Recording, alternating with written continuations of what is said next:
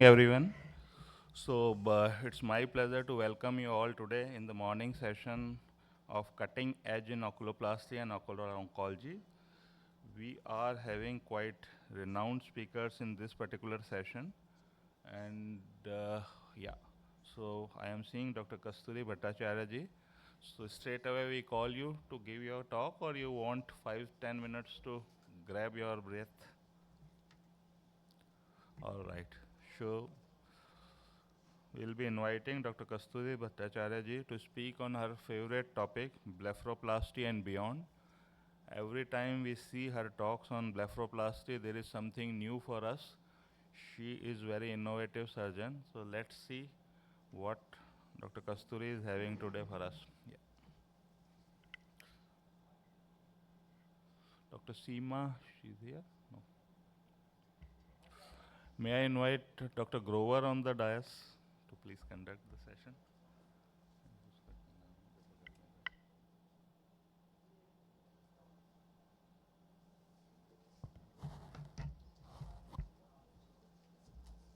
And all,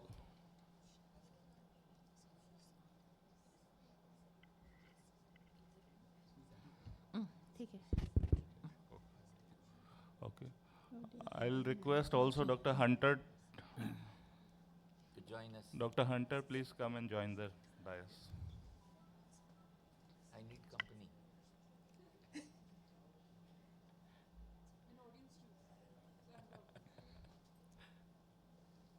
Should I start? Very good morning to all of you. At the outset, I would like to thank All India Ophthalmological Society, especially Dr. Feroz, for arranging this national symposium on oculoplasty every year. And every year it has become a very successful session. So she wanted me to talk something different. So I'll be talking on beyond blepharoplasty, no financial interest. So when we talk about blepharoplasty, we all know that today it is one of the most commonly performed surgery, and that is what that has been rightly mentioned by many of the oculoplasty surgeons, and as we see in the social media, whether like Insta or Facebook, YouTube, or the podcast. But what I want to mention that though it's a very simple surgery where variable amount of the skin, muscle, and the fat are either being draped or being sculpted, to give a very rejuvenated look, one of the most indication for us is usually the creation of the lid crease, and this is the aesthetic indication where we see not only the creation of the lid crease but also to have a very good tarsal plate show. As you can see, these are some of the patient. But as an oculofacial plastic surgeon, what I feel that it is always essential to look something beyond blepharoplasty, because if you look to the face, it is divided into three primary units: the upper, mid, and the lower. So instead of treating as an isolated segment, it is always nice to give a more holistic look or more holistic treatment. You should consider the face as three units. And that is rightly managed by Dr. Meccan, who has compared that when we have a droopy hood, it is like that of a curtain rod, which is loosened, which has fallen, causing falling of the curtain. So this is what I say beyond blepharoplasty. Like with every blepharoplasty, what we prefer to do is internal bropexy. And this is a new way of doing an internal bropexy, which I call the 4-point guiding suture, where you pass through, like how we do for scleral fixation IOL. So 2 points laterally and 2 points medially.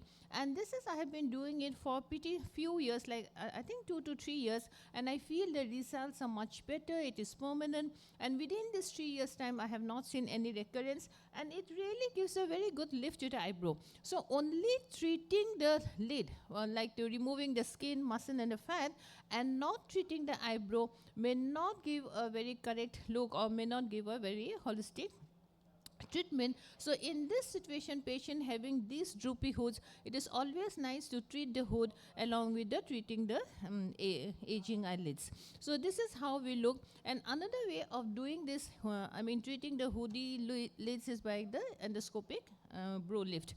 I always like to mark the point because as a teaching institute, I have to teach my fellows and the residents. But the most important, where do we, pull up the eyebrow? It is to the deep temporalis fascia. So it is only in this point that we use the endoscope to know the major blood vessels and to major artery. But even if you do not have an endoscope, I don't think that even no one in the world nowadays is actually doing a 100% endoscopic brow lift. It is only to see the major ligaments and the arteries and the nerve that we use the endoscope. And we give a pretty good lift to the eyebrows, especially the very heavy eyebrows, as you can see. Sometimes what happens with people like this, where you see that there's so much of hooding, so much of thickened skin, so much of the fat, these are the situation where you really need to do something extended blepharoplasty, where along with the skin, muscle, the fat, you need to excise the fat, because for most of the aesthetic concern, we do not remove the central fat, we only remove some of the medial fat. But in this situation, along with removing the fat, I also remove the roof. So once you remove the roof, you need to fixate the subbrow tissue, and this is what you can see, the fixation of the subbrow tissue, and this is the traditional conventional way of doing an internal browpexy along with the extended blepharoplasty.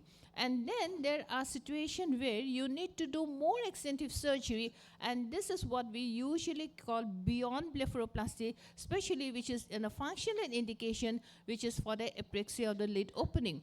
So apraxia of the lid opening, it is not that you need to treat only the pretarsal orbicularis. I usually not like to touch the pretarsal orbicularis, but remove the rest of the orbicularis, because the problem is not in the orbicularis, it is in the LPS. There is a silencing of the LPS, and which leads to hyperactivity of the orbicularis.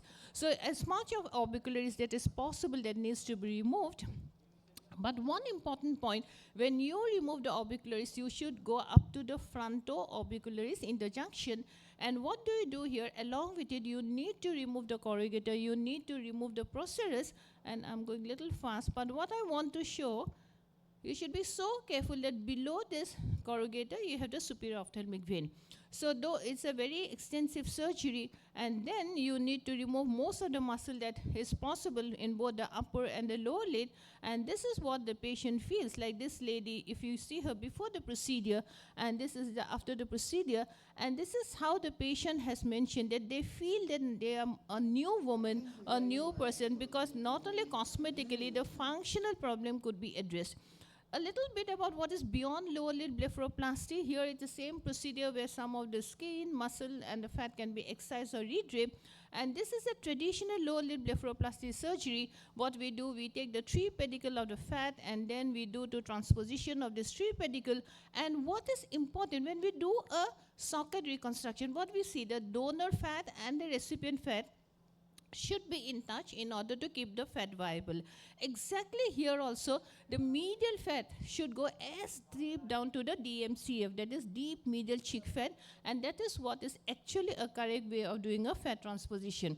But what I have seen that even see in this lady, I have treated only this part, and it is not giving a very good lift. And even if you look to this gentleman, what is lagging, because you can see this is not a good surgery because only the lids are being treated. If you look to the eye as a whole, it gives a good periocular rejuvenation. But what we need to see the face as a whole. Like if you see this lady, one side being operated, one not operated, a very small mid-face lift has been done, and you can see the NLF is not here. So this is how you do the surgery. Just look to the right side, because left has already been operated. You can see the NLF is not, the mid-face has been lifted so well. So what you do, now I'm again going to transcutaneous. I prefer a transcutaneous approach along with a transconjunctival approach. So first you do a traditional transconch approach of lower lid blepharoplasty, then do a very little amount of, this is the TREPSA instrument which I use also for some of my facelift surgery. So here you need to expose or separate the smash as much as possible, and then you can see if you lift the smash and you suture the smash as high as possible to the temporalis fascia, and this will give a very good lift which you'll see on the table. Now you see this is not being seen. There is a very good, by a very small operation, this is how she was before and this is after the procedure, and she really had a very heavy face, if you can see, and the face looks much lifted, as you compare before and after the surgical procedure. But what I feel, the vertical facelift is really good, and this is a very minimalistic surgery where along with a lower lid blepharoplasty, you can do a vertical facelift. So these are some of the important points which I marked: 2 vector for the facelift and 2 vector for the transposition of the medial and the central fat pen.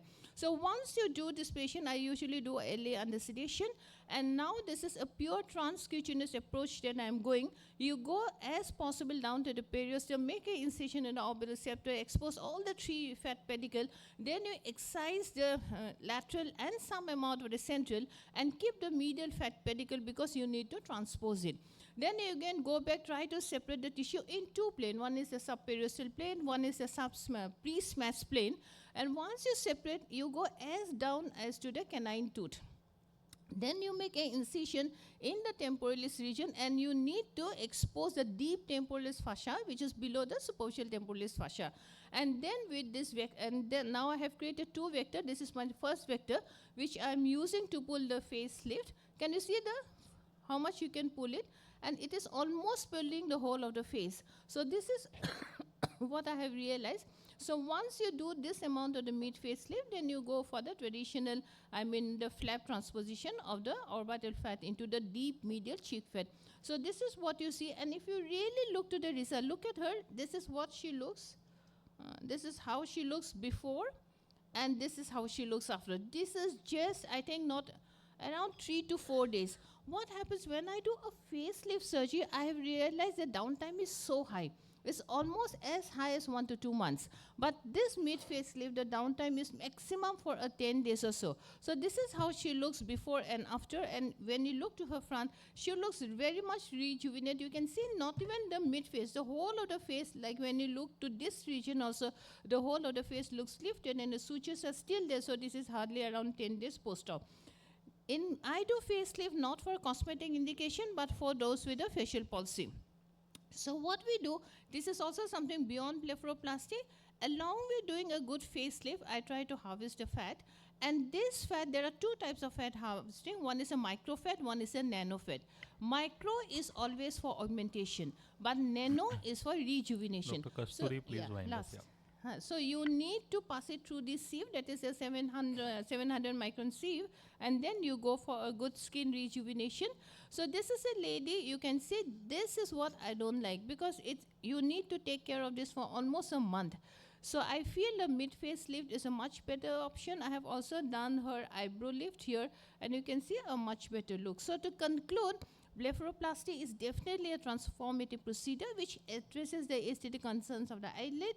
It is very important that we need to select the procedure in order to give a very good optimization. With this, I conclude, and thank you all very much for the patient hearing. Thank you, Kasturi, for a wonderful talk as usual. I think we reserve question and answer towards the end of session. And now it's my pleasure to invite Dr. A.K. Grover to speak on ocular reconstruction and patient-specific implants. So, Dr. Grover, he does not need any introduction, and sir has taught basically the generations of oculoplastic surgeons, and practically all of us has learned something or other seeing his videos, presentation, and gained a lot. Dr. Grover, please. Thank you, Mukesh. Thank you for your very kind words. So I'll be speaking. No audio. On the reconstruction of orbital wall defects with patient-specific implants. When we evaluate and manage orbital defects, and we want to be more precise with our reconstruction, it is important to assess the alteration in anatomy well. 3D imaging and modeling has added a new dimension to this assessment. Assessment of orbital volume has become an important tool, and these assessments allow us to choose the appropriate modality to restore anatomy. Assessment of post-operative correction by imaging and by volume assessment is also very helpful. So the precise restoration of orbital anatomy as well as volume has become the key to management of orbital fractures and defects. So the availability of imaging, both coronal and the axial planes, the sagittal planes, helps us in precise assessment of the defect.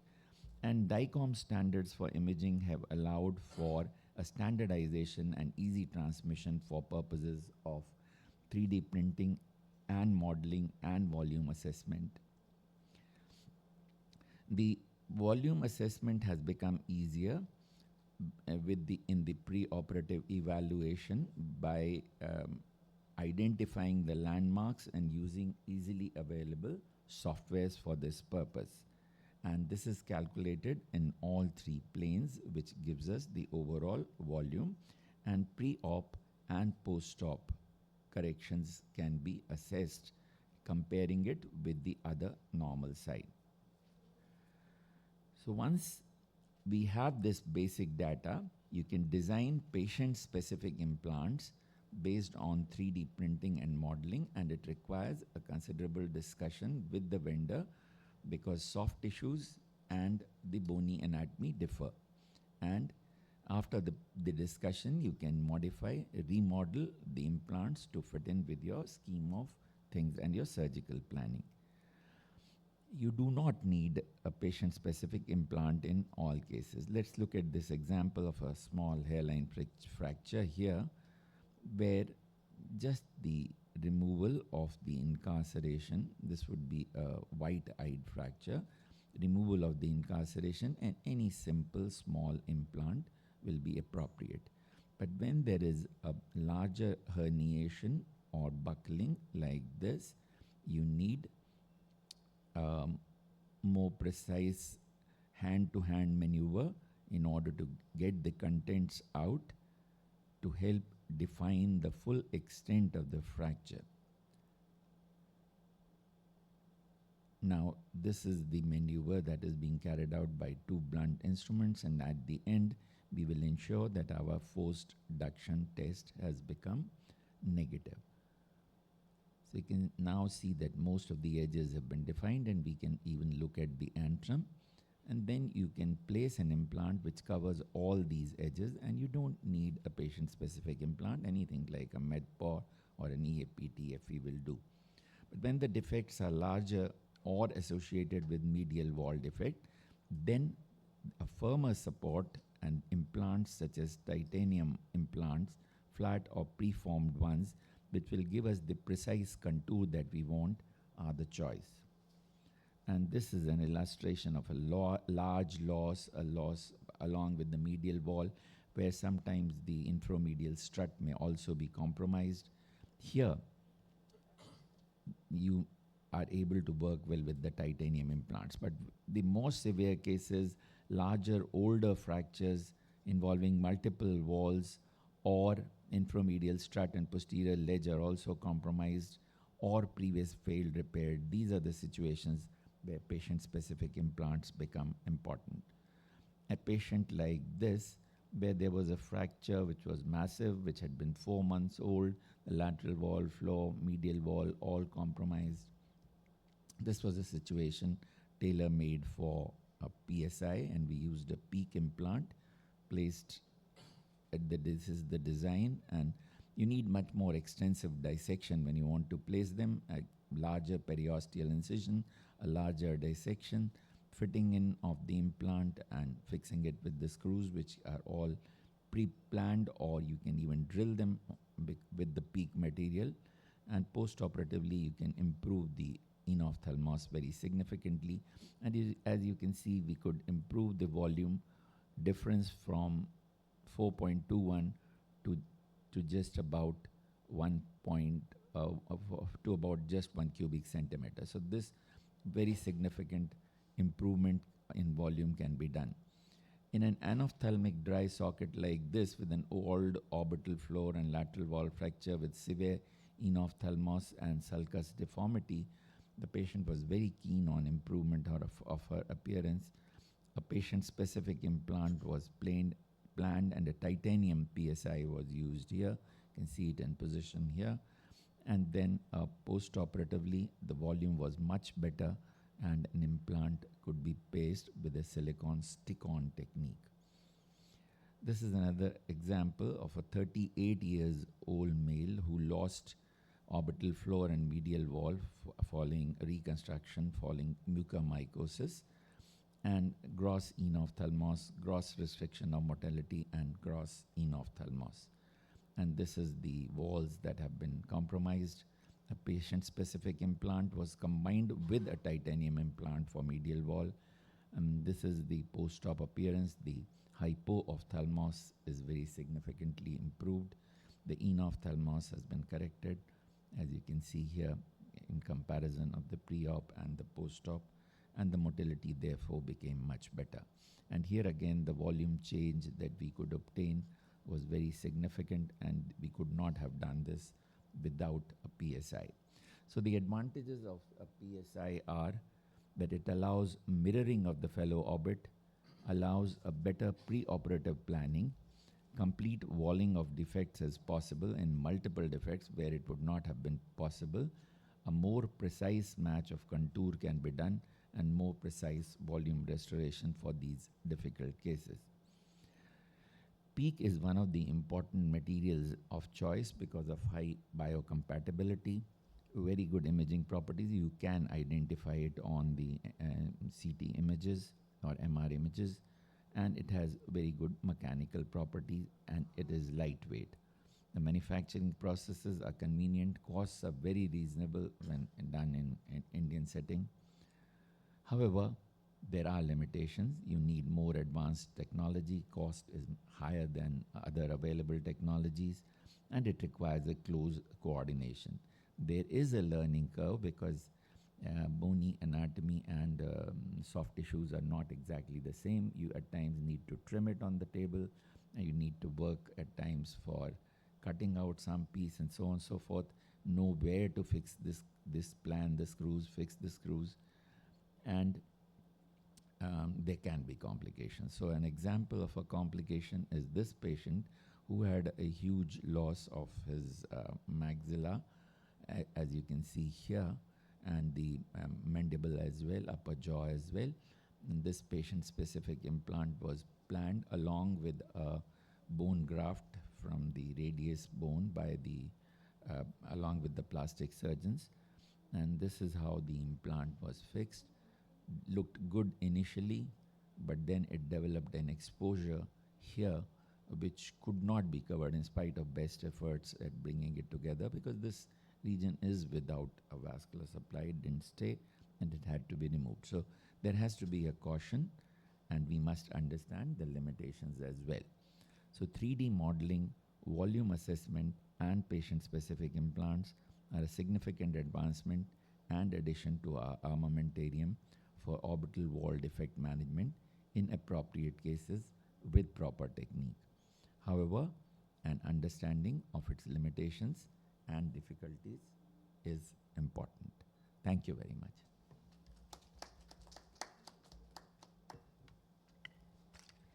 Thank you, Dr. Grover. And this has been an excellent overview regarding, the patient-specific implants. And I think we will take the questions at the end during the panel discussion.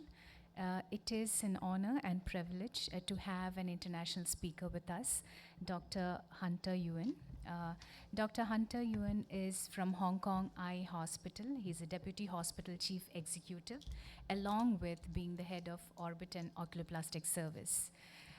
To his credit, he is the current president of Asia Pacific Ocular Oncology Pathology Organization. He was the past president of APSO-PRS, and too many things to his credit. He has been awarded the top 100 Asia doctors by the APAO. And from him, I personally have constantly learned right from my, fellowship days, and he has always inspired with his newer techniques every time we meet him in the conference. And today he's going to speak to us on endoscopic transorbital surgeries. Over to you, Dr. Hunter, and thank you for coming all the way with all the difficulties in visa for this talk. Thank you. Thank you very much, Feroz. I'm very pleased to join this session. Well, in fact, I always said that every time I learn more than I can teach, and I'm very happy to learn from all of you. And today I'm going to share some of the things that we have been doing for the past several years, the endoscopic transcapital surgery. And for those of you who attended my talk a few days ago, please bear with me.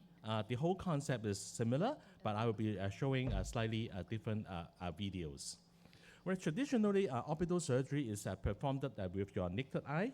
You may use a loop, or some of you may use an operative microscope.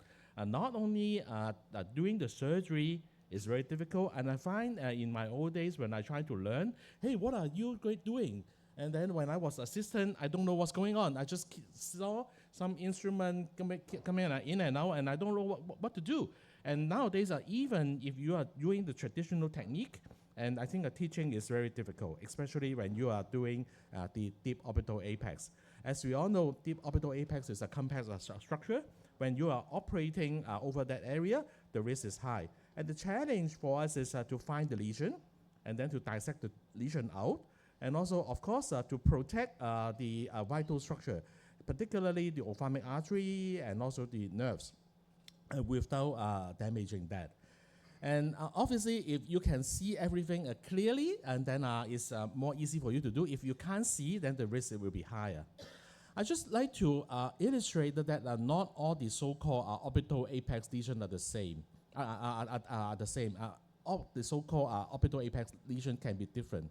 Now, for those lesions that you saw a cuff of fat, that is a posterior to the lesion. I think that's less difficult. You can use your cryo probe and then to pull that out easily. But for those cases whereby there is no cuff fat at the posterior aspect, now it's very sticky, and then it's stuck onto the fibrous tissue. If you just try to pull without seeing things, and there will be higher chance for you to damage vital structures. So just look at the configuration. If this is an apple shape, fat posterior to that is less difficult. But then if this is a pear shape, no fat posterior aspect, then surgery will be more difficult. Now, using the traditional technique, personally, I have never seen ophthalmic artery. I have never seen the cranial nerve. Obviously, you may saw some of the video, but then the video are done with the endoscope. And obviously, seeing the posterior aspect is very difficult, and the dissection is very difficult. You can use an instrument just trying from the anterior aspect to spoon out the lesion. But then, if this is not too sticky, it's okay. But it's very sticky, then the risk is actually higher. And as I mentioned, if you want to shoot the target, you have to see the target. And then if you can't see, the risk is high. Now, I think that many of you are doing the endoscopic transnasal tumor removal, and this is one case that we did, and I think that I'm not going to talk about that. Using the same concept, nowadays the endoscope is not introduced through the nose. It's introduced through the periocular incisions. Now, with this approach, there is actually a better tissue identification and obviously preservation. We can put the endoscope into narrow space, and other than that, we can actually discuss among each other. Hey, what is this? Should I cut this? Where should I go? And you can bring your colleagues together, and I always believe that to have a joint discussion will be the best decision. And nowadays, you can also use the more newer type of endoscope, including the ICG endoscope.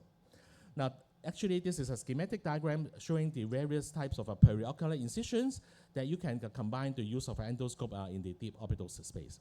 Now, this is the first case I want to show you. A patient with a large orbital tumor. This is alveolar soft part sarcoma. Look at the red dot. The red dot is the position of the ophthalmic artery. So if you accidental damage the ophthalmic artery, patient can't see. So at first, we did a transcaruncular endoscopic assisted biopsy and confirms to be a case of alveolar soft part sarcoma. And then a complete resection is actually needed. So we start the surgery by doing a subbrow incision and then dissect the anterior part. Now for the anterior dissection, I think it's just similar to the usual surgery.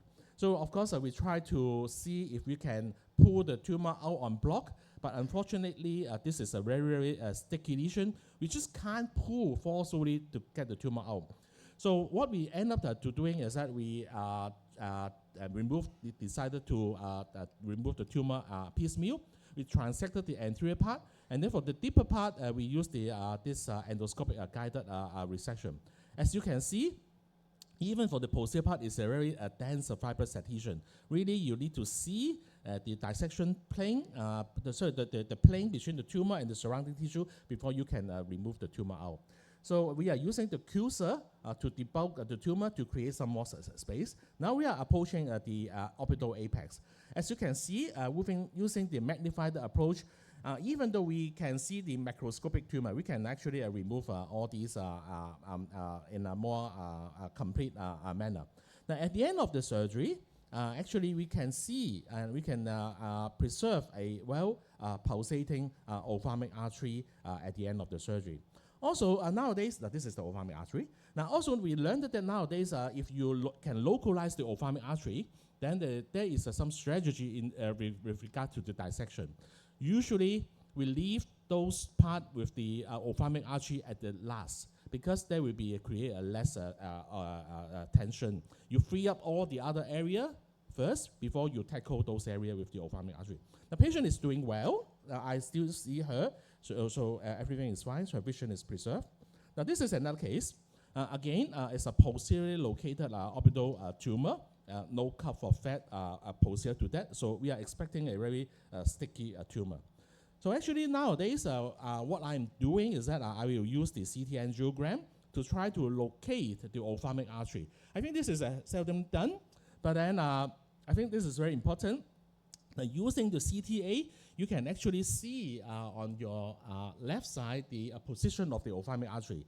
And then we can input the position of the ophthalmic artery together with the tumor onto the navigation system, and then we can reconstruct these 3D configuration.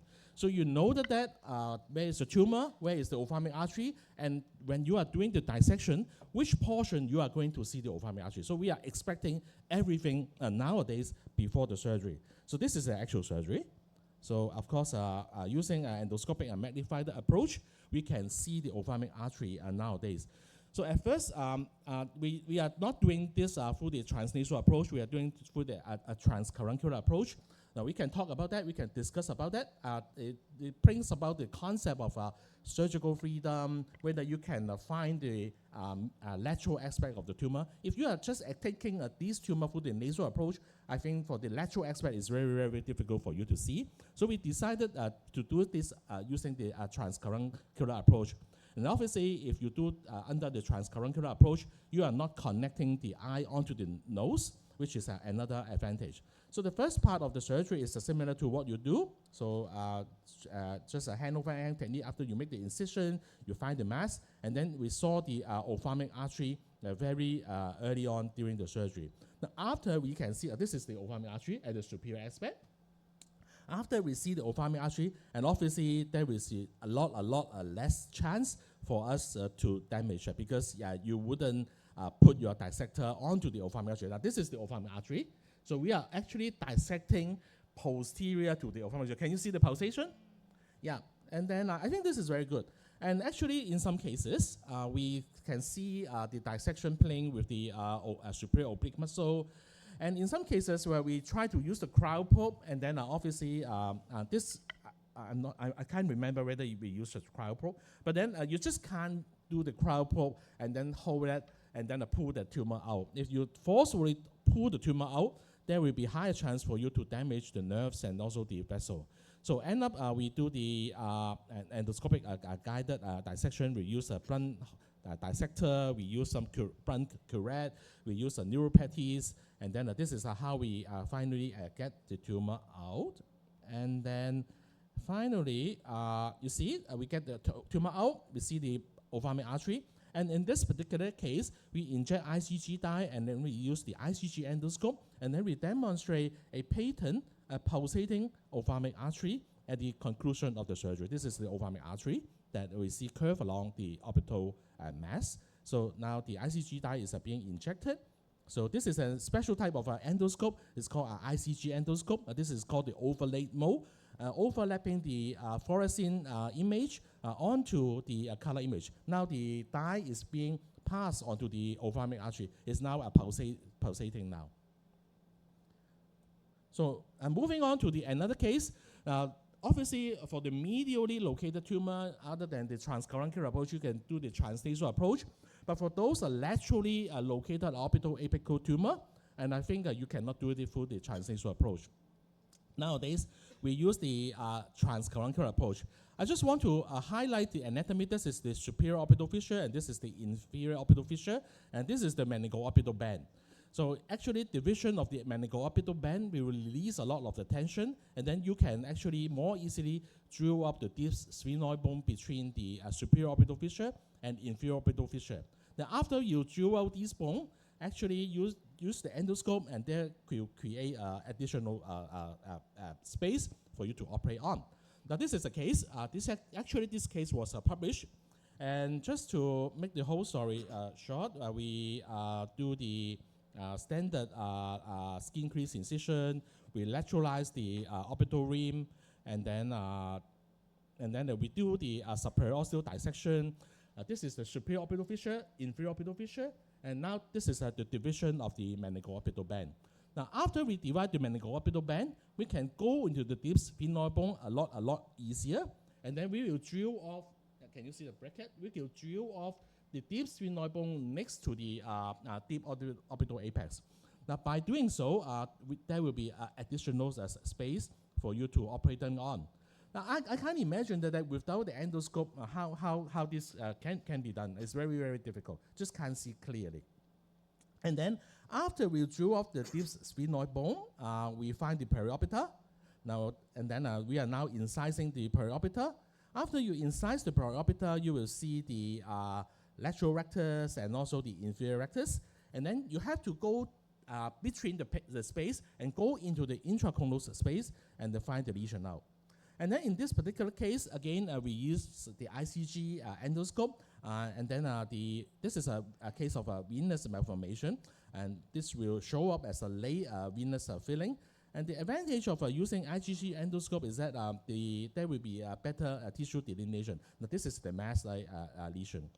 Now, and in fact, during the dissection part, we actually see some of the third nerve branches. And now the mass is about to come out now. And then we saw that this is the third nerve branch. And then we have to dissect the mass from the third nerve branches. And using a magnified view, again, the chances of damaging the third nerve will be a lot less as compared with using the surgical loop.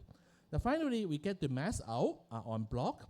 Nowadays, when we can find out the mass, we do not just pull the lesion out. Now, in fact, when you have operated enough cases, you find there will be always a feeder vessel. And for the feeder vessel, we always try to coagulate in the close vicinity of the tumor instead of just forcefully pull things out. If you forcefully pull things out, there could be bleeding, there could be thrombosis, and there will be higher chance of vascular damage. So we find the mass, we find this feeder vessel, we try to coagulate next to the mass, maybe leave a little bit of a stump vessel, and by doing so, hopefully we can reduce the chance of vascular damage. The patient is doing well after the surgery. This is another case. Again, using the endoscopic transorbital approach, we can remove the mass, most of them, and then preserve the infraorbital nerve. By the way, this is a schwannoma of the infraorbital nerve. Now, this is the infraorbital nerve sum that was preserved under endoscopic magnified view. Now, this is another case. This is a patient with hematic cyst. Obviously, you can find this mass easily without the use of the endoscope. The problem is about the dissection. You know, this is a tight space, so it's not uncommon when you are operating on this cystic structure that the cyst will rupture. So without the use of the endoscope, I find that it's not too easy to find the capsular pain for you to get the mass out. So in this particular case, even though we ruptured the cyst, we still can see the cyst capsule quite well, and then we can get the whole mass out. So this is how we can see better the plain between the capsular surface as well as the rest of the orbital structure. Now this whole cyst wall is out now. Now moving on to the next case, this is a case of a complex schwannoma with an extension to the cavernous sinus. Now in the old days, probably we may said it's a combined transcranial or transorbital approach, which is a very, very major surgery. But nowadays, this patient only do a endoscopic transorbital approach with a reasonably good result. This is another case, supromedial. Again, you can use the endoscopic assisted approach. Now, obviously, this is a not too difficult case. You can do this case without the use of endoscope. But nevertheless, if you are using the endoscope to record the video for you to show the younger doctor how the dissection can be done, I think this is a good way of doing that as well. So I'd like to show you this video. In fact, this is the very first case of tones that we have done. Can I have the voice? Stands for transorbital neuroendoscopic surgery. In this video, we demonstrate using the tones approach facilitated with a chopstick technique. This was the very first case we did about 5 years ago. A 63-year-old woman presented with right eye prominence I and think the visual best loss indication over for 3 tones months. will be this She case had of 2200 sphenoidal vision, ridge signs of meningioma with a lot of oculoplasty, hyperostosis. a -2 deficit in extraocular movement in all directions, and a 3mm proptosis. Orbital imaging Optic nerve demonstrated compression, right large sphenoidal ridge hyperostosis meningioma and with an hyperostosis, intracranial tumor. displacing the optic nerve and extraocular muscles. The traditional approach is through a craniotomy. For this case, a decision was made to do the tones approach to remove the hyperostosis and intracranial tumor.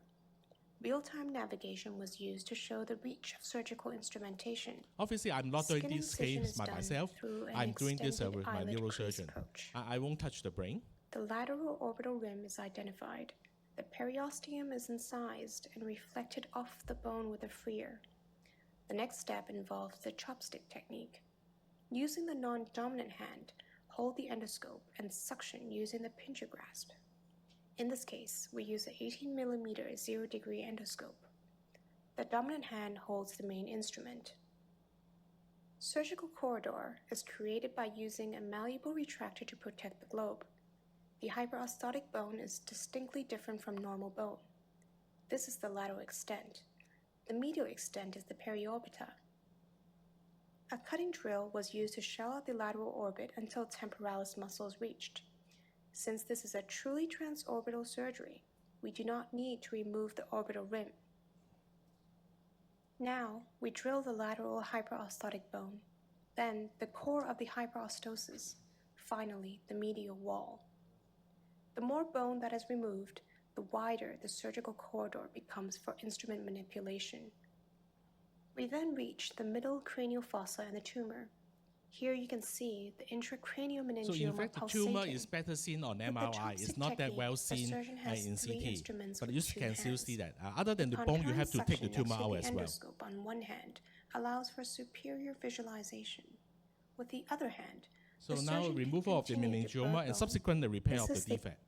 Now, in fact, nowadays, most of these cases, the indication is not orbit alone. It's Dr. the Hansel, intracranial. please wind Yeah, up. I will sum up. So depend on the surgical corridor you are doing, a wide variety of intracranial pathology can be done through the transorbital approach. Now, with the endoscopic assisted technique, I can see the artery, I can see the nerve, and I think surgery is more controlled with more certainty. We just got these 2 cases published online as a neurosurgical surgical video. I don't have time to talk about that, but I just want to summarize that endoscopic transorbital surgery is an emerging surgical technique, and also realize that our colleagues in India, they are holding an course maybe next year on this approach. So with this, I'd like to conclude my talk, and thank you very much for your attention, and sorry for the overtime. Thank you, Dr. Handel, for a wonderful talk. I think we shall definitely have few questions with you after the session. Now it's my pleasure to invite Professor Usha Singh. We all know Professor Usha Singh. She is President of Oculoplastic Association of India and also heading the Oculoplastic department at prestigious PGI Chandigarh. So we all look forward for Professor Usha Singh's talk on ocular vascular malformation.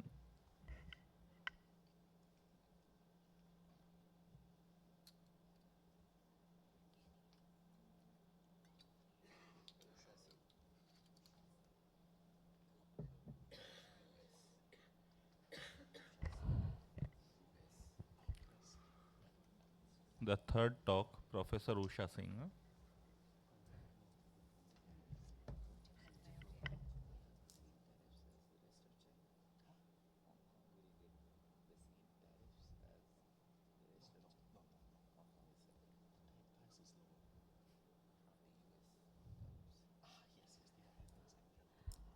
Good morning, everybody, respected chairpersons and friends. So I'll be sharing my experience on orbital vascular malformations. First of all, let's clear the confusion of the malformations, tumors, and anomalies. So ocular vascular anomalies, it's an umbrella term. It could be either vascular tumors or vascular malformations. And they constitute about 10 to 12% of all vascular pathologies. Now, coming to the ocular vascular malformations, they are congenital, non-cancerous abnormalities involving the blood vessels in and around the eye. It could be any of these capillaries, veins, arteries, or lymphatic vessels, and they require treatment if they affect the vision. They have structural abnormalities and a normal endothelial activity. And rarely, it could occur in combined forms or rarely isolated forms. Overall, the incidence of malformation is low, but we have been seeing quite a few over the last few years. The clinical spectrum ranges from pinpoint lesions to entire orbit and periorbital involvement, and they pose a challenge to the orbital surgeon.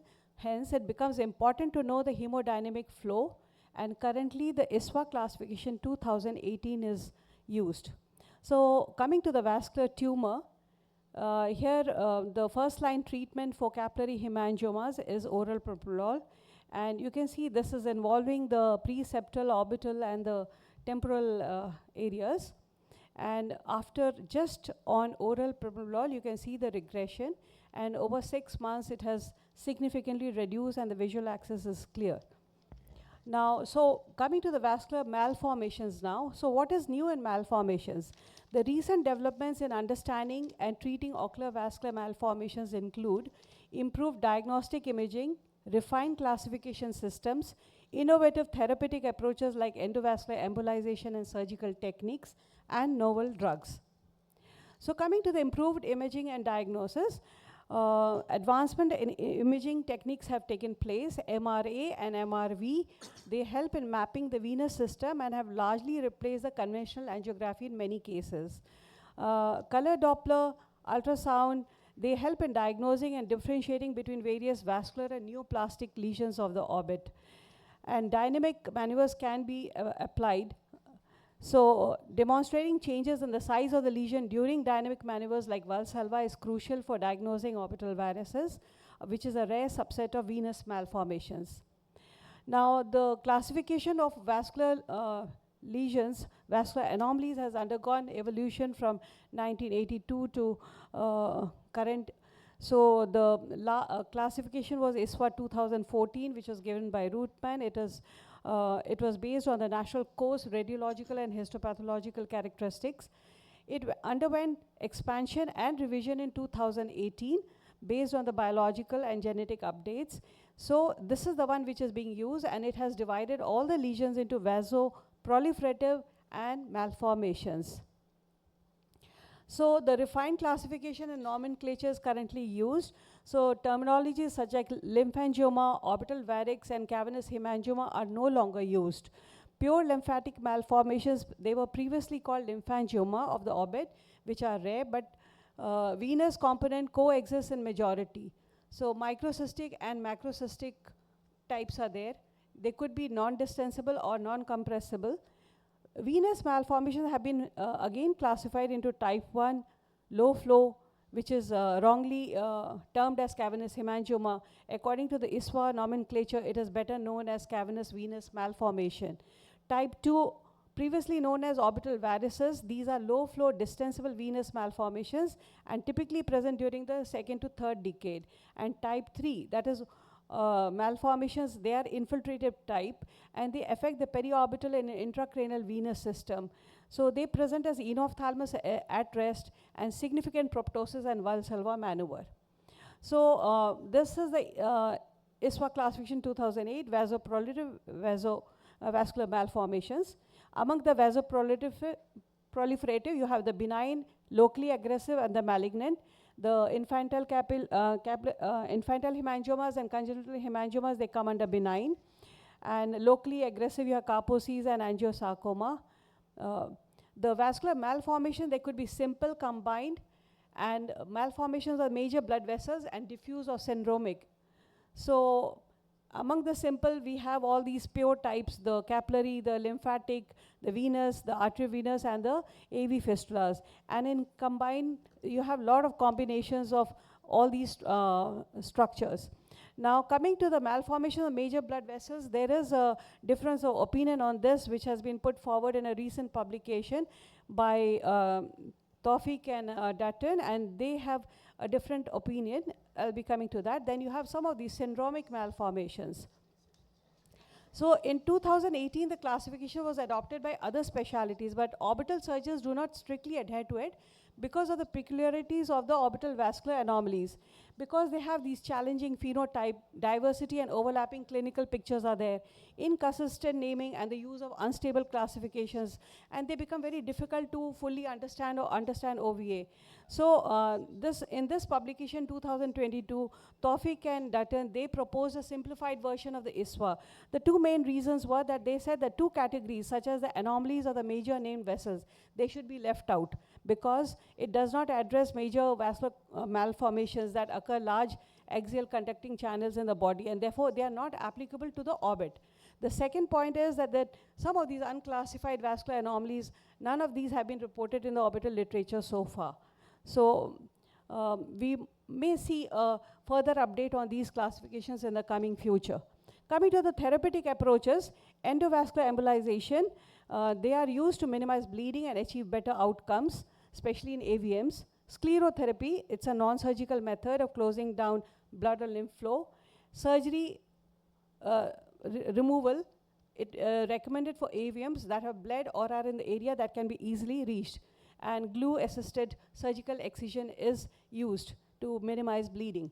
Intralesional diode laser pre-treatment has also been done to facilitate surgery. So at our center, we have seen we have analyzed 76 cases, though we have seen much more, and we have done interventions in 51 eyes. So among these cases, 34% and 34% is venous malformations and AVMs, and we have LVMs after that. And then a small portion are the other ones. So cavernous venous malformations, they are very they occur in the retrobulbar space or very rarely in the paraxial space as a paraxial proptosis. So you can have diminished vision mass lesion. They are easy to diagnose and they are easy to remove. You can do a cryo extraction, and like this big tumor seen over here, it has a minimal flush after enhancement, and this was easily removed by cryo extraction. Now coming to, we'll see the role of dynamic MRI in this patient. Here is a patient. She's a young girl, 14-year-old girl. She had a bluish mass lesion of 4 years. And it was non-pulsatile and there was no bruit, no trauma, and it was increasing on Valsalva. So a dynamic MRI showed, you can see the flow voids within the lesion. And you can see that with dynamic MRI, which takes a successive, it's a continuous recording of the dynamic process. So you see at 80 seconds, 100 seconds, and 120 seconds, you see there is intense enhancement of the lesion at successive time planes, which was suggestive of cavernous venous malformation. So we went ahead and did a glue-assisted mass excision. However, the histopathology reported as a loose and blood vessels and loose connective tissue, which was diagnostic of capillary hemangioma according to them. That white area which you're seeing is all the glue. And here is the girl. She's post-surgery. And so coming to acquired capillary hemangioma, they are true capillary neoplasms of the eyelid and periocular, but very rare. So etiology is unknown. And probably it's related to hormonal changes and increased estrogen levels during puberty and pregnancy. Here is another patient of AVM, and she underwent embolization and recanalization occurred later. So here is a 20-year-old girl. She presented with swelling, headache, tinnitus, 4 years. And she was a known case of AVM of the orbit, and she had undergone embolization of the lesion 4 years ago. And she came with recurrence of symptoms of 1.5 years duration. Her vision was down to 2018. Proptosis of 8 millimeter lateral rectus restriction was there. There was a bluish mass in the superior nasal quadrant, and it was pulsatile. The area just next to it was pulsatile. You can see the corkscrew vessels, and on palpation there was a firm and soft portions both. And this is the area where the firm portion was palpable, and just below it was the pulsatile portion. So AVMs, as we know, they're best managed by preoperative selective angiography with embolization followed by resection of the nidus. So, and in some cases, stereotactic radiosurgery is done. So this patient, you can see when she had first presented, she had dilated arteries, and you can see the superior ophthalmic vein also dilated. You can see the thickened extraocular muscles, proptosis. And you can see the glue cast. That is, they had used tantalum onyx. They had used onyx. Onyx is ethylene polyvinyl alcohol mixed with some tantalum powder to make it radio opaque. And you can see the radio opaque cast in both these. So, and when she came to us, we repeated the angiography, and we can see that there was a recanalization of the fistula with very slow filling of the draining vein, and there was a single inflow and an outflow channel. And this is the cast which is seen in the subcutaneous tissue. So we did a complete workup. We took our time as we were not sure how to go about it. This was our first case to operate an AVM. So she turned out to be thalassemia minor. It was a good thing that we detected that, and we were adequately prepared for it, and we arranged for blood and had a neurosurgery consultation backup. So what we did was, you can see this patient, she was taken up for surgery. What we can see over here, this is the blue. Ma'am, sorry to interrupt. We have 1 more minute. Yeah? 1 more minute to go. Yeah. Okay, I'll just finish. So you can see we ligated the vessel, and it had to be done very carefully because this artery was pulsating on the table. We avoided sharp instruments. And she responded very well.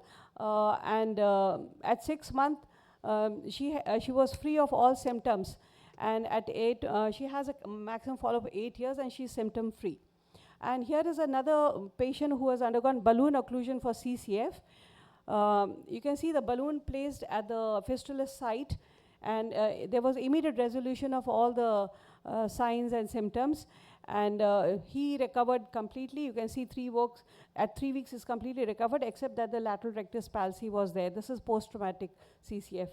And slow flow venous malformations, here is another lady, and we can see that we use glue to excise it, and it turned out to be cavernous venous malformation. And here is a patient who with a bilateral involvement, it's a pure lymphatic malformation, underwent immediate needle aspiration to relieve the RAPD and the stress which was the patient was under. So this is how it is, and he later on underwent neurosurgical excision of this lesion. Here is another patient which turned out to be a varix. You can see that this was infiltrating the LPS on both the sides of the Wittnall's ligament. Here is another patient where we are using glue to excise it. So this was again suggestive of varix.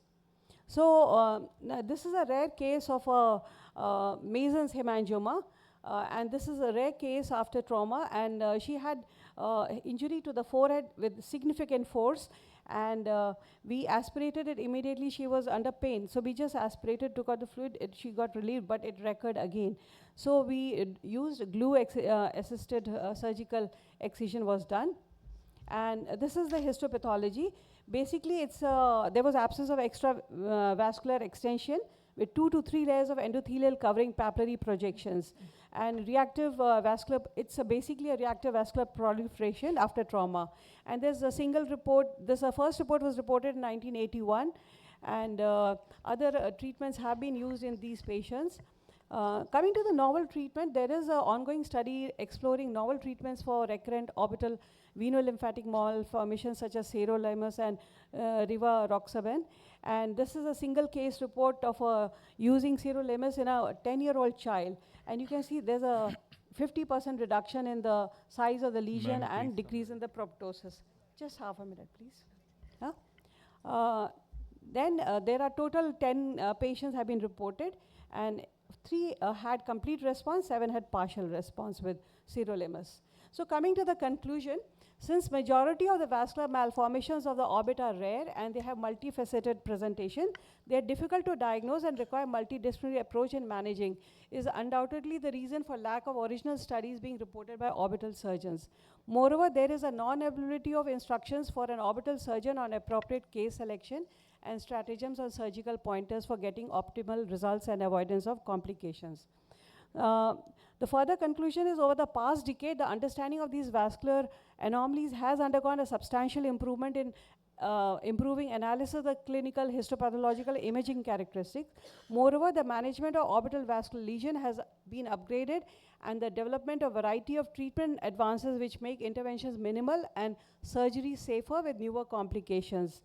The last of all, the orbital surgeons are forging ahead to take up these cases to offer relief, as selective cases can be best managed by the orbital surgeon alone, with a pre-operative workup in collaboration with colleagues from other specialities.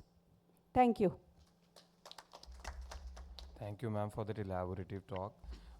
Now, in the interest of time, move on to the next speaker. I would like to invite Dr. Vikas Chadha now. Dr. Vikas Chadha is a consultant ophthalmic surgeon at the Tennant Institute of Ophthalmology, Glasgow, Scotland. Dr. Chadha is the training program director for the West of Ophthalmology, Scotland Ophthalmology Training, which is the largest training program in Scotland. He is a past executive member of the British Oculoplasty Surgery Society. So a very warm welcome, and we look forward to hearing your talk on orbital radiotherapy. Thank you. Thank you very much for that kind introduction. It's an honor to be invited to this grand congress in a city that I'll always call home. Today, my remit is to share my thoughts on orbital radiotherapy. Most people in this room will be very familiar with the utility of external beam radiotherapy for the orbit. While I'll briefly talk about the indications, my focus very much today is going to be on the challenges that we've faced in decision making as well as in terms of complications. And hopefully the collective experience of the panel will be able to give us some solutions. External beam radiotherapy for thyroid eye disease is fairly well established. Perhaps the debate essentially is what purpose you use it for. Does it improve ocular motility? Does it decrease clinical activity? Or does it actually prevent dysthyroid optic neuropathy? My feeling is that to some degree it's all three, and logically it will be most useful when used in the active phase. In general, the dose for thyroid eye disease tends to be between 20 and 25 gray, delivered in 10 fractions, although some centers have used some lower dosing regimes. It may be used with or without steroids or steroid-sparing agents. In our setup, we find that the maximum use of orbital radiotherapy for thyroid eye disease is in the patients where ocular motility restriction is the most prominent symptom. There should be no imminent threat of compressive optic neuropathy because we know that orbital radiotherapy in thyroid eye disease will not act immediately. And these are the kind of patients who tend to give us the best response. One could, of course, argue, is that the steroids that we would often concurrently use, or is it just a natural regression of the disease? And that's open to debate. The use of radiotherapy in orbital lymphomas is perhaps undisputed. Primary orbital low-grade lymphomas seem to respond best, and we have the backup of our hemato-oncology colleagues for this. Our role here is perhaps just to give a pathological diagnosis in the form of an orbital biopsy and then hand over to hematology. The dose is very similar to thyroid eye disease, but many centers have tried ultra-low-dose radiotherapy using just 4 grays for orbital lymphomas. I'm not sure about centers in India, but in Glasgow, we certainly haven't been brave enough to go down this route. Whatever you use, these centers report more than 90% success in terms of local control of these lymphomas. This is a typical MALT lymphoma of the orbit, and you can see that in general, we get a really good clinical and radiological response with orbital radiotherapy.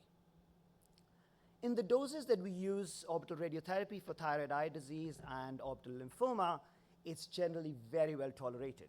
Dry eye seems to be the most common complaint. Radiation retinopathy is very rare, even though we would still have some caution in terms of using it in diabetic patients. Cataracts is, of course, the most significant complication, but in general dealt with very well. We looked at our cohort of patients who underwent radiotherapy and developed a cataract, and in general, the visual outcomes are no different to any other cataracts. Perhaps worth knowing that there is a higher rate of posterior capsular opacification in these patients and a higher rate of cystoid macular edema, but both of these don't seem to impinge on the final visual outcome of these patients. Now, the area of other orbital malignancies is perhaps where there is a bit more variation.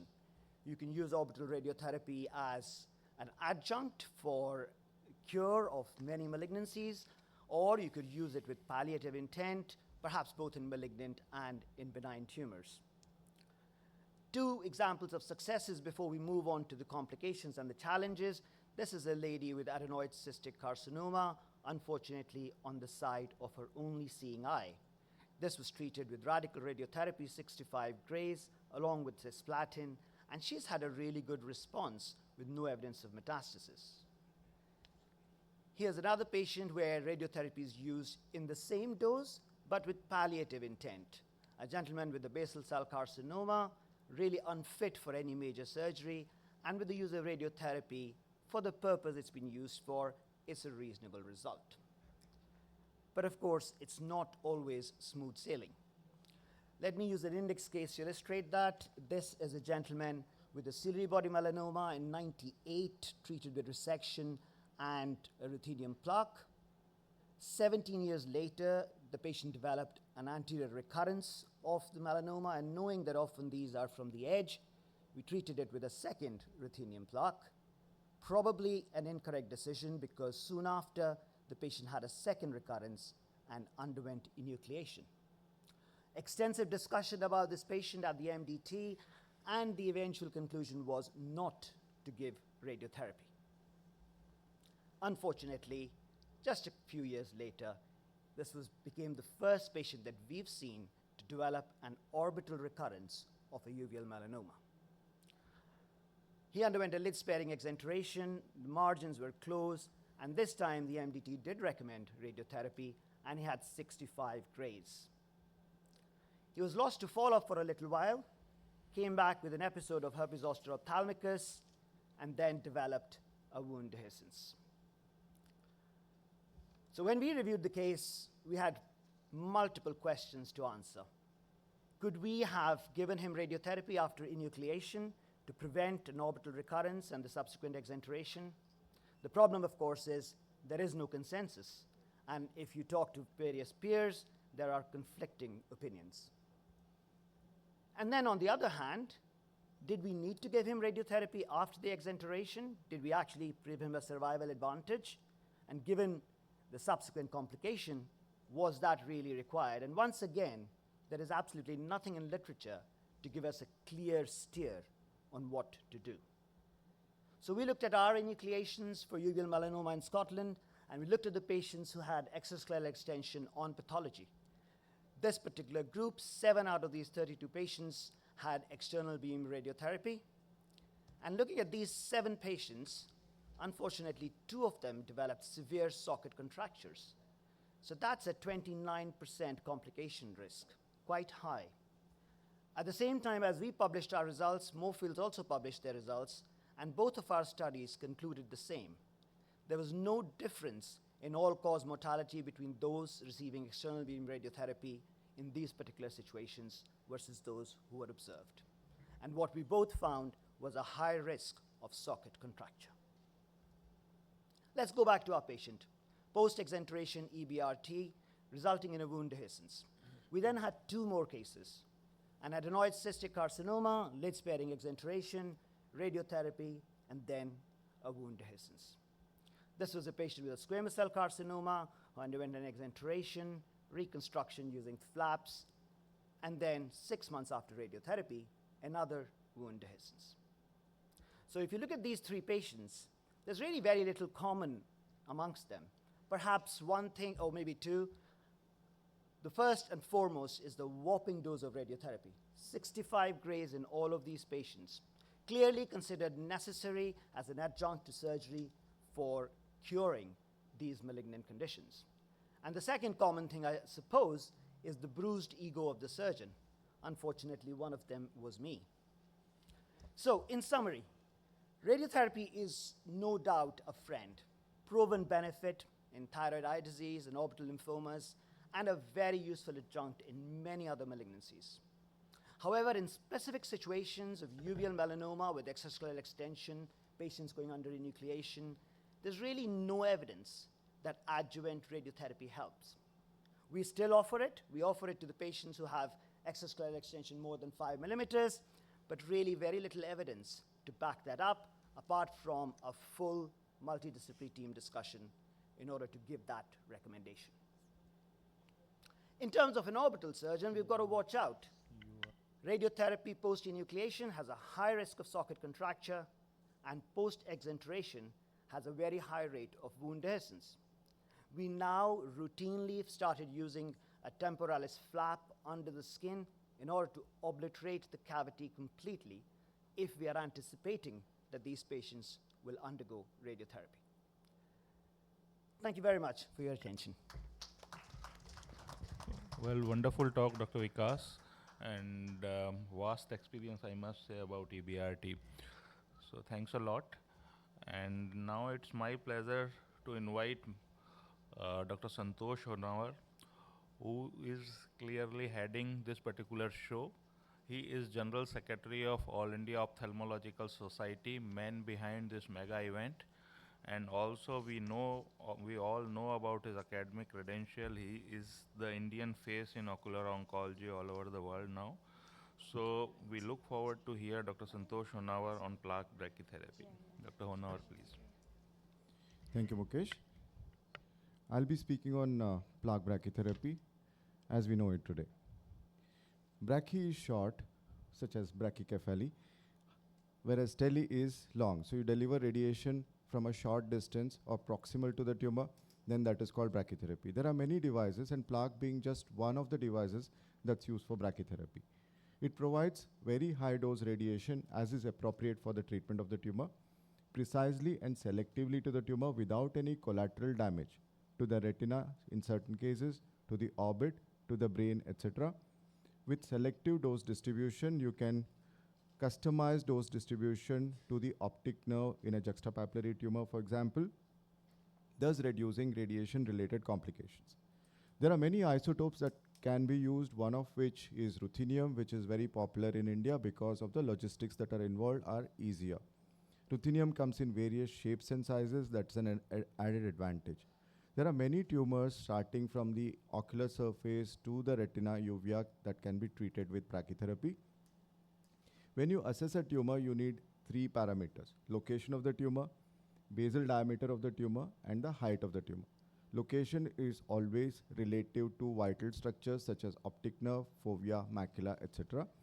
Then you do a large digital photograph, and drawing is essential because more than a digital photograph, you can actually demarcate the tumor and mention the clock hours in a drawing. So retinal drawing is mandatory if you're treating a uveal retinal tumor. Then you input these parameters into a brachytherapy software, which is a dosimetry software. Select the plaque that you plan to use and its shape. Then you prescribe the required dose to the apex. That's called tumor apex dose. In retinoblastoma, it may be 4,500 centigrade. In melanoma, it can be 8,000 to 10,000 centigrade, and so on. Required dose is prescribed to the apex, and at the same time, you calculate the dose to the base so that you don't have complications such as scleral melt. Then a 3D automated conformal dosimetry software takes over. It gives you the dose and the exposure time. It also tells you about the plaque placement if you have inputted the axial length and the corneal diameter into the software. And that is the kind of isodose curves that the radiation oncologist or a physicist is going to give us, with which you know the dose to the lens, and you can predict the onset of a cataract, at what portion of the lens would the cataract be if it is selective, and pre-warn the patient that, okay, you're going to develop cataract, you have a higher chance of developing radiation retinopathy, you have a higher chance of developing radiation papillopathy, etc. Also, because of the notch design, you can fix the dose to the optic nerve and also predict the onset of radiation-induced optic neuropathy, which can be acute, and pre-treat this patient with steroids to prevent that, or optic atrophy. Plaque placement is generally done under local anesthesia unless it's a child. You start with a conjunctival peritomy, locate the tumor, mark it on the sclera, use a dummy plaque to confirm the location, then the hot plaque is placed and sutured to the sclera, and finally the surgery is completed by closure of the conjunctiva. It's a very simple, straightforward surgery, but what is most important is localization. However sophisticated may be your software, if you haven't localized the tumor intraoperatively and placed it at the right position, you will be totally off track because you just have a 2 millimeter window on either side of the tumor. That is how we mark the location of the plaque, place that silicone dummy plaque, and further confirm the location by using transscleral helium neon laser, which you can visualize using an indirect ophthalmoscope, confirm the location of the tumor, and then place the plaque. This is the dose that we give, 8,000 to 10,000 centigrade for uveal melanoma. Choroidal hemangioma gets a lower dose of about 3,000 centigrade. Retinoblastoma gets around 4,500, and ocular surface squamous neoplasia about 6,000. The effect of plaque comes very slowly. This was a ciliary body tumor with iris extension. You can see that after about 12 months, the tumor has reduced in size, and it will never be a flat scar in uveal melanoma. It will always remain a small, stable scar. So that is the final outcome. So you'll never see the tumor disappear in uveal melanoma. It will become smaller, whereas in OSSN and retinoblastoma, the tumor generally disappears. This Vishal is familiar with this patient. This patient presented with ciliary body melanoma with iris extension with hyphema, and following plaque brachytherapy, the tumor completely went away. That means that it was a poorly differentiated tumor. That happens only in poorly differentiated tumor. Otherwise, these are the typical outcomes. That's a choroidal melanoma treated with plaque brachytherapy. You can see some effects of radiation retinopathy right in there. Now we use preventive measures such as intravitreal ranibizumab 4 times over 1 year to prevent the complication of radiation retinopathy. Amelanotic melanoma, good outcome. Juxtapapillary tumor, you can see that there is inferior optic atrophy. Choroidal hemangioma, diffuse choroidal hemangioma, retinoblastoma, you can see that the scar has become much smaller and macula is open. That's a very good effect of brachytherapy on retinoblastoma, where chemotherapy was contraindicated, so we had to resort to plaque brachytherapy. You can see nice pink and healthy optic nerve indicating that there is no optic neuropathy at all because of well-planned radiation and use of a notch plaque. In ocular surface tumors, the oncological principle is that we have to have edge and base clearance. While edge is easy to determine, you can see it on slit lamp, the base is opaque, you cannot see through the tumor. And although there might be some clinical parameters such as moving the tumor with a wet cotton tip applicator under slit lamp evaluation can give you some idea about the base, but the real test is using a OCT or UBM to look at the base, and that fortunately correlates with histopathology. You can see in this patient that this is the normal corneal stroma, this is hyperreflective splayed corneal stroma indicating stromal invasion already. This patient cannot be treated with excision alone. Either the patient would need a penetrating keratoplasty or plaque brachytherapy. This is how OCT correlates with histopathology, and that is very good for us. So what if sclera and cornea are involved, or there is intraocular extension in OSSN or melanoma, or what if on excision you find the base is positive? These are clearly beyond surgery. And earlier we were resorting to extended enucleation or exentration in these patients, but no longer so. Primary plaque brachytherapy is when you don't excise the tumor completely, such as in this patient where there is corneal stromal melt and scleral melt. When if you try to excise, you'll be interfering with the tectonic integrity of the eye. This gaping hole in the sclera is impossible to repair. So here you do a small biopsy at a safe zone, confirm the diagnosis if you have any diagnostic dilemma at all, and then do brachytherapy right on top of the tumor. This is one situation of doing plaque brachytherapy. Second situation of primary plaque brachytherapy, when the imaging, MRI, UBM or OCT has unequivocally confirmed the involvement of corneal stroma, sclera or extraocular muscle insertion, or intraocular extension has been confirmed, then again you do primary plaque brachytherapy. In both cases, the results are very good. This is the same patient after about 3 months. Secondary plaque brachytherapy is when you're not sure of the base extent. You excise as per the protocol without doing lamellar sclerectomy or keratectomy, confirm the base involvement on histopathology, followed by brachytherapy. This fits into our adjuvant treatment protocol, which is histopathology based. So if resection base is positive and it is diffusely involved, the option of treatment is plaque brachytherapy, that is for sure. And that is exactly what we follow in these patients. This is secondary plaque brachytherapy. You can see nice results, and the sclera is white, avascular, but tectonically very strong. Generally does not melt. Scleral melt is an extremely rare complication. Even after 5 years of follow-up, you find the sclera remaining the same. This was a diffuse melanoma. The patient's other eye was traumatized, so he had poor vision in that eye. This is the only seeing eye, 6/6 and 6 vision with diffuse multifocal melanoma, recurrent after 2 surgeries elsewhere, base not being taken care of earlier. Unfortunately, this patient also had limited ciliary body extension. So how do we treat those patients? Obviously, extended enucleation was a choice, but if you want to save vision, we had to excise it and treat with what is called a rotational plaque brachytherapy, where the entire base of the tumor was covered by plaque placement sequentially, and finally the patient did well. The results of some of these techniques have been published already. This was a melanoma with scleral invasion, huge melanoma. The nodular component is not to worry about. The scleral component is something that we worry, and that was taken care of by plaque brachytherapy. Life salvage is nearly 100% in these patients, except uveal melanoma, where the life salvage cannot be determined by plaque brachytherapy or enucleation. That irrespective of that, they have a risk to life. Tumor outcome is spectacular. Vision salvage depends on the location of the tumor. In melanoma, we have suboptimal vision. In all other tumors, the vision salvage is very good. The barriers so far were cost of brachytherapy sources and the simulation software, all of which were imported. But with the Make in India plaque by BARC, with who we collaborated, there are many designs that are available. We are currently working on newer designs to optimize the dose and delivery of plaque brachytherapy. With this, we have got much better success. Thank you so much. Thank you, Dr. Honafar. Amazing talk as usual, and it's based on extensive work and meticulous follow-up. I'll request you to stay back for maybe 10 minutes or so that we can have some questions after the last talk. And it's my pleasure to invite indeed Dr. Feroz. At her age, she is having extensive national and international experience. She was trained at L.V. Prasad Institute, later on with Dr. Shields.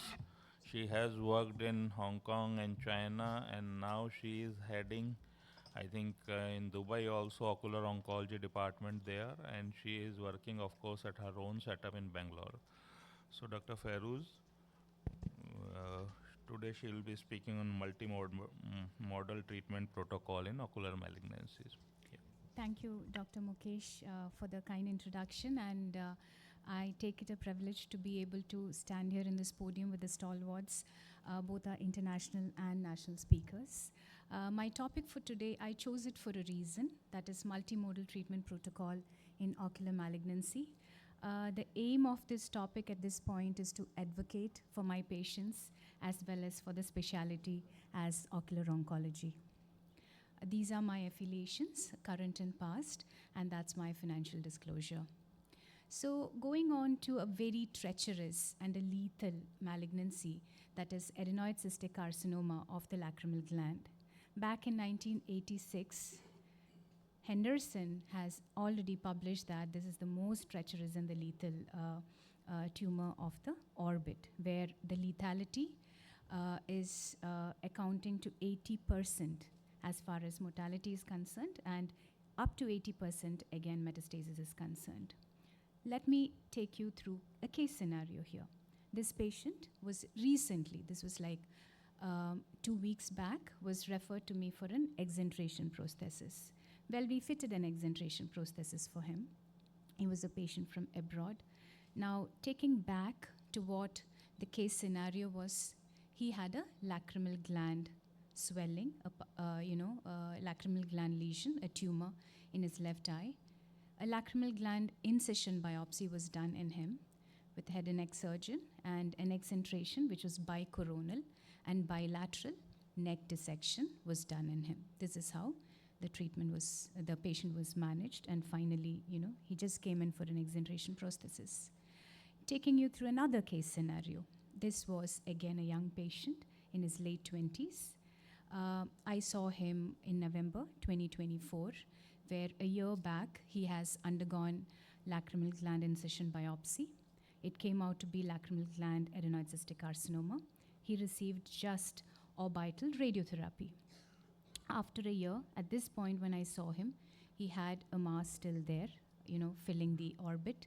The vision was 6/12, and this is the residual lesion after just a radiotherapy for a lacrimal gland adenoid cystic carcinoma, and it was almost coming up to the posterior orbit. In 1 month time, in January, he came back because we were discussing with the tumor board. The vision has come down to counting finger, ½ meter. So the tumor has been progressing despite giving just radiotherapy to the eye for a lethal and treacherous malignancy of the orbit, that is lacrimal gland adenoid cystic carcinoma. And this is a follow-up of 17 months. And he has noticed a progression despite radiotherapy in 6 months. Now, we do have challenges in the management of adenoid cystic carcinoma, and as ocular oncologists, we recognize that. So basically, there is a very complex regional anatomy in the orbit, aggressive behavior of the tumor, perineural infiltration. Most of these cases, they have hypoaesthesia. It's known to create hypoaesthesia in the forehead and stuff because of the perineural infiltration. Hematogenous and lymphatic spread. Long term, they can land up with metastasis, and most commonly, 45% of these patients have lung metastasis. And there is a lack of effective treatment protocol. Well, so we do have, evidence from literature how it was treated in the past. Well, this is a case where the patient was treated with exentration and radiotherapy, a combination, and still a 5-year survival rate was less than 50%. Dr. Say also did exentration and radiotherapy with 43%. Well, Dr. Say from Baskin Palmer also included intra-arterial chemotherapy in order to chemoreduce the tumor, but still the prognosis was not that great as far as life salvage was concerned. Now, this was when I was doing my fellowship, because Dr. Honavar had a gold mine of data. So we kind of thought about whether we can conserve it and yet improve the life salvage. And mostly we see young patients presenting with these, and in due course of time where they're going to live for 50 years, they might land up with metastasis as well. So it's kind of salvaging the life and of course giving them a good quality of life by conserving the eye and the vision as much as possible. So he started his data collection way back in January 1995, and then we deep dived into it from 1995 to December 2015. So we had evolved in the treatment of adenoid cystic carcinoma of the lacrimal gland. So initially it started as surgery and radiotherapy. The outcome was not that great. Then, whether we can add something more and improve the outcome, then adjuvant chemotherapy was added in the group 2. And finally, at this point of time, we all follow neoadjuvant chemotherapy, surgery, radiotherapy, and adjuvant chemotherapy. I was fortunate enough, again, to be part of the study. So what we identified at this end of the study was patients of group 3 receiving neoadjuvant chemotherapy for chemoreduction, and then going for a complete surgical excision with a clear margin, then again beating the orbit up to the cavernous sinus where the whole tumor is primarily involved with the primary presentation. You give radiotherapy and then again adjuvant chemotherapy. Adjuvant chemotherapy, we believe, takes care of the systemic micrometastasis, and our mortality was just 7-8%. And most of the patient had vision salvage, and we could avoid exentration in group B. So how do we do it? I'm emphasizing when the patient presents with a lacrimal gland swelling, we go in for an incision biopsy, prove that it's lacrimal gland adenoid cystic carcinoma, neoadjuvant chemotherapy, and then when the tumor is consolidated, we go in excising it, complete excision with margin-free radiotherapy and adjuvant chemotherapy. So this is what we have adopted, and this has been published. Now, so we can conserve and yet improve life salvage, and that is what we came up with this particular study.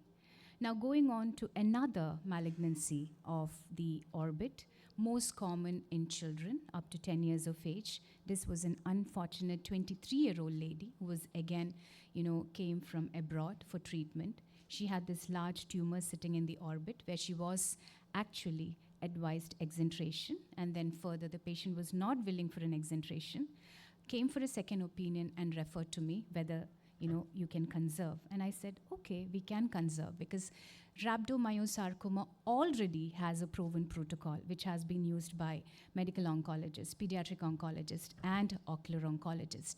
So the basis of treatment in rhabdomyosarcoma is maximum tumor debulking. You remove it as much as possible, and then the patient receives chemotherapy, radiotherapy, right? So I went ahead, excising this, not an exentration. She already had a perforated cornea.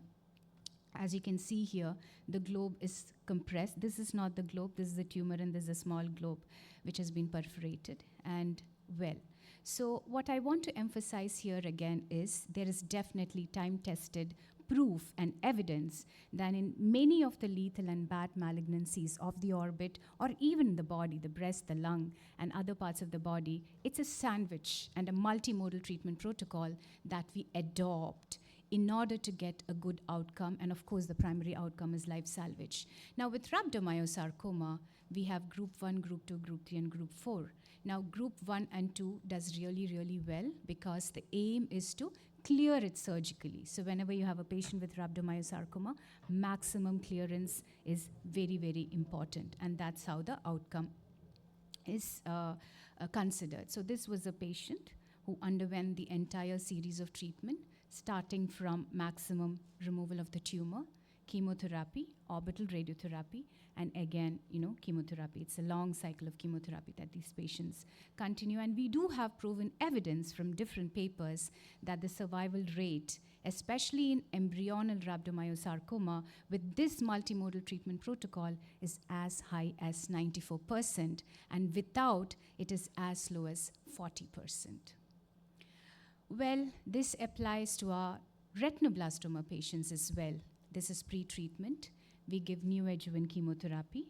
Phthisis, when the globe is completely regressed and the orbital component is regressed, we enucleate, we give the radiotherapy, and again, we give the intensive multimodal treatment protocol, which also include a new adjuvant high-dose chemotherapy for a total of 12 cycles.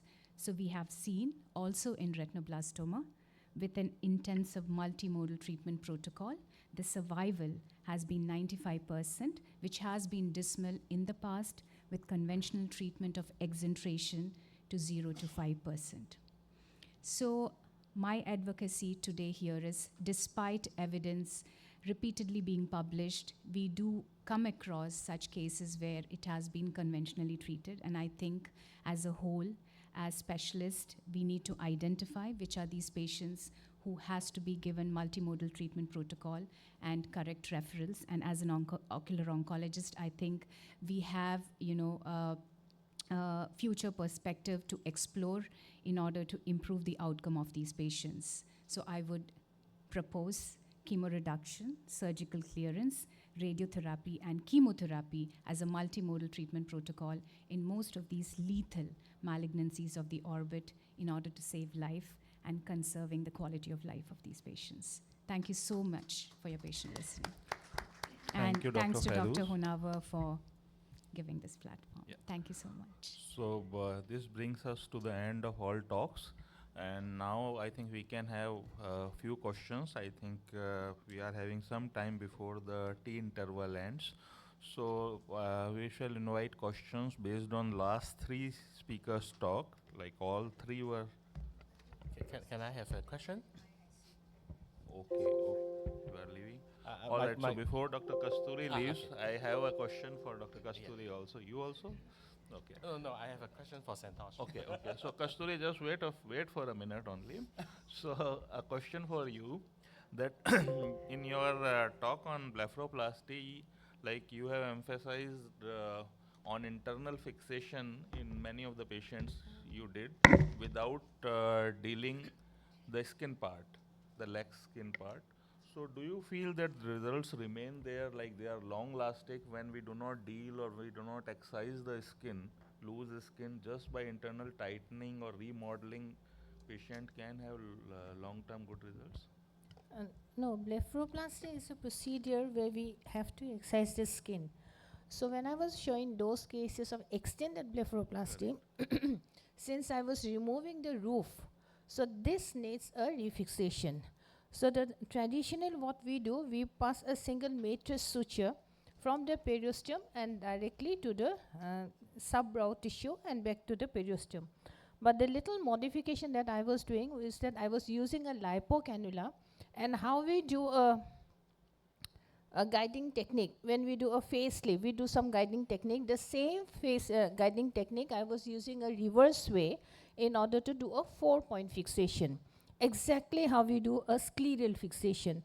So in my last 3 years, all internal bropexy, I have been doing this 4-point fixation, and I found the results are much superior than the traditional standard internal bropexy that we are doing.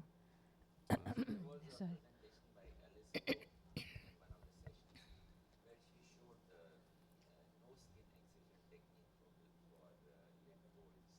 Yes, sir. Correct, correct. That is,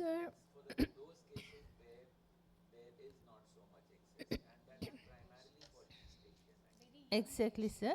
So that is a Minel technique that she has been doing. And this Minel technique she has been doing for both the young patient and the elderly patient. But this is not for those lateral hooding. Yes. Cosmetic, yes. Yes, sir.